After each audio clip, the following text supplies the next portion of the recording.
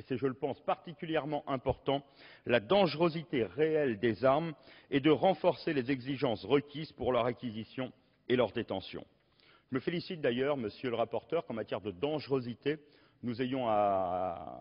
adopté en commission des amendements qui visent à ce que ce travail ne soit pas uniquement limité aux armes à feu, tant les progrès technologiques aujourd'hui permettent d'avoir des armes qui sont d'une dangerosité autrement plus forte quelquefois, notamment pour les délits qui sont commis dans nos villes, dans nos quartiers, que les armes à feu. Et en disant cela, je m'adresse une fois de plus à ceux qui sont les utilisateurs, je dirais, les plus forts des armes, les chasseurs, les tireurs sportifs, les collectionneurs,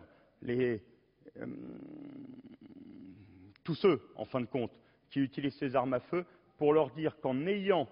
cette dimension dans notre travail, d'enlever simplement le qualificatif d'arme à feu, de ne plus concerner uniquement les armes à feu, nous visons bien toutes les utilisations qui sont les utilisations aujourd'hui dangereuses par des gens qui n'ont rien à faire à posséder une arme de ces catégories et une arme de ces dangerosités. Et je crois que là encore, le texte va permettre des moyens d'action qui étaient des moyens d'action non utilisés aujourd'hui pour essayer de lutter contre cela. Ce débat est donc un véritable débat de société. Et ce n'est pas un débat qui doit diviser ou opposer. Au contraire, depuis plusieurs mois, c'est un débat qui a rassemblé les membres de la majorité et de l'opposition. D'abord dans le cadre, vous l'avez dit, de ce rapport d'information, maintenant dans le cadre de cette proposition de loi. Face à un constat d'encadrement législatif obsolète et insuffisamment dissuasif et proportionné, ce texte, qui a été voté à l'unanimité de la commission des lois, a donc fait l'objet d'un consensus transpartisan et a été salué par une grande partie des usagers qui ont été auditionnés. La mission d'information a d'abord élaboré son rapport avec une large concertation et de très nombreuses auditions. L'ensemble des acteurs du secteur, tireurs sportifs, usagers des armes à feu, collectionneurs et chasseurs, associations de contrôle des armes à feu ont été entendus. Travail qui a été poursuivi par le rapporteur de la présente proposition de loi.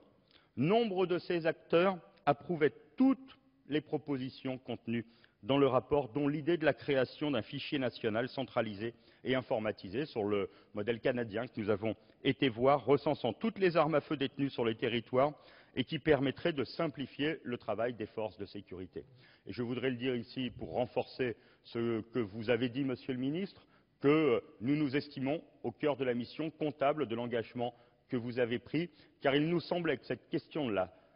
carte d'identité, c'est-à-dire du fait d'associer à une arme à feu une trace qui soit une trace de possession, une trace qui permette de suivre la vie d'une arme à feu, était une idée forte. Et que nous nous sommes rendus à l'argument, après le travail avec vos services, après un travail de fond, que nous nous sommes rendus à l'argument que le fichier lui-même pouvait servir à remplir cet objectif et que toute autre chose relèverait d'une contrainte supplémentaire pour les utilisateurs légaux. Et que nous nous sommes rendus à cette évidence qu'à partir du moment où vous nous disiez avoir la volonté de développer avec des moyens, qui sont des moyens forcément un peu plus forts que ceux qui existent aujourd'hui, le fichier Agrippa, il était donc nécessaire, peut-être, en tout cas, il n'était pas utile de vouloir s'accrocher à cette carte d'identité, à cette carte grise de l'arme à feu. Et je voudrais dire donc que c'est dans ce cadre, et dans ce cadre uniquement, que nous sommes revenus sur cette proposition du rapport d'information, grâce à l'engagement que vous avez pris de donner les moyens pour le développement du fichier Agrippa. Il s'agit donc d'une réforme qui ne se traduit pas, je souhaite le dire ici, par des contraintes supplémentaires pour les usagers. Et il n'était pas du tout dans l'esprit des auteurs de ce texte d'accroître les contraintes liées à l'exercice de leurs activités, mais plutôt de sécuriser la situation des usagers légitimes des armes à feu. Et là encore, c'est une chose à laquelle je crois que nous arrivons dans ce texte. Non pas simplement à nous donner des moyens pour lutter contre ceux qui sont les possesseurs illégaux d'armes à feu, mais je crois que ce texte sécurise la situation des usagers légitimes d'armes à feu et que de ce point de vue-là, il rend un service à tous ceux qui sont aujourd'hui possesseurs d'une arme à feu. Par là même, il faudra, Monsieur le Ministre, et je vous le dis, renforcer la lutte contre la délinquance et les trafiquants d'armes. Ce texte en donne les moyens, peut-être de façon imparfaite, peut-être faudra-t-il aller encore plus loin, mais nous pensons, en votant ce texte, qu'il vous donne une base juridique, une base législative, demain plus forte, en tout cas plus simple peut-être, pour aller chercher les armes là où elles sont aujourd'hui, au cœur des quartiers. Et vous le savez, nous l'avons constaté lors de la mission, si la prolifération des armes à feu au cœur de nos quartiers relève d'un mythe, elles sont bien là. Chacun sait comment s'en procurer, chacun sait combien la payer, et chacun sait comment y avoir accès. Et que, aujourd'hui, ce texte, nous l'espérons, et nous sommes prêts d'ailleurs à y voir demain toutes les modifications à y apporter pour rendre votre tâche encore plus facile, mais nous pensons que ce texte doit avoir comme une des finalités principales, outre la traçabilité des armes à feu, les moyens qui vous seront donnés demain pour aller chercher les armes au cœur des quartiers, pour faire en sorte de participer à pacifier par cette action. Elle n'est bien entendu pas seule, mais à pacifier ce qui est aujourd'hui, malheureusement, par le commerce de drogue, par un certain nombre d'autres commerces, qui donnent lieu à des situations qui sont des situations que la République ne peut pas tolérer. Donc, nous actualisons, nous clarifions la législation actuelle. Nous avons, Claude Bodin l'a mentionné, un certain nombre d'articles particulièrement importants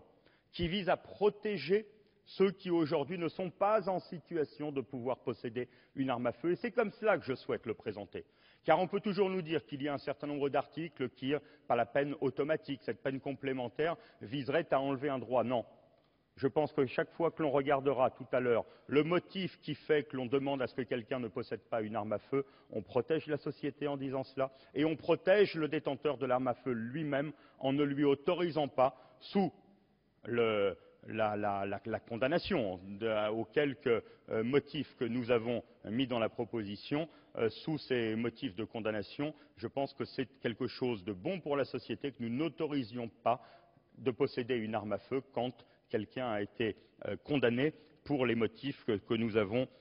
mis dans cette proposition de loi. Ensuite, pour finir,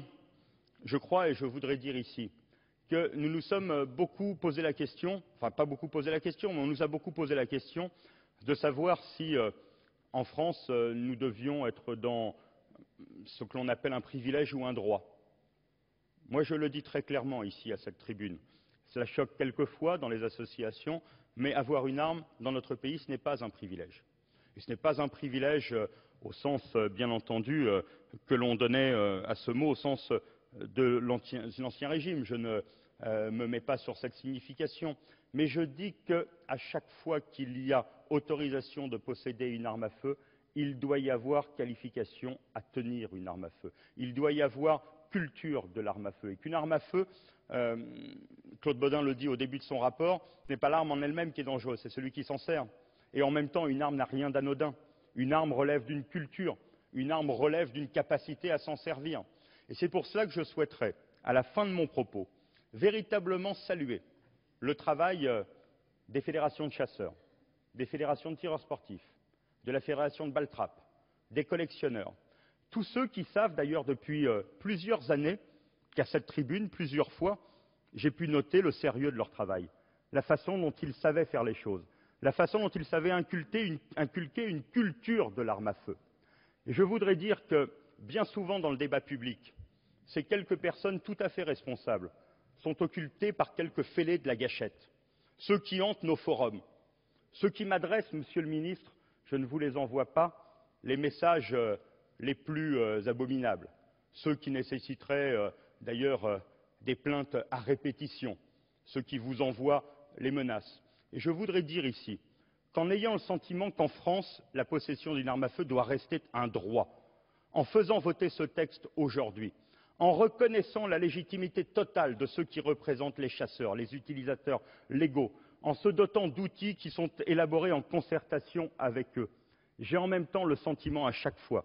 de faire reculer ces fêlés de la gâchette, de faire reculer à chaque fois ces fêlés des forums aujourd'hui sur Internet qui n'ont d'échange que dans la mesure de leur arme à feu, très certainement venant parce qu'ils ne savent parler d'autre chose. Et je voudrais vous dire ici que si nous savons donner le signe, dans cet hémicycle, d'une loi qui représente une avancée dans la traçabilité, dans le contrôle, dans une simplification de la législation, et donc demain dans une lutte contre les armes qui sont détenues de façon illégale sur notre territoire, alors nous donnerons le signe d'un pays qui sait légiférer. Et cela, je souhaite le dire ici, avant que l'irréparable ne soit commis. La plupart des grandes démocraties ont légiféré comme nous le faisons aujourd'hui, après des drames, Polytechnique, Dunblane, un certain nombre de choses. Moi, je me félicite, Monsieur le Ministre, que vous soyez là ce soir, non pas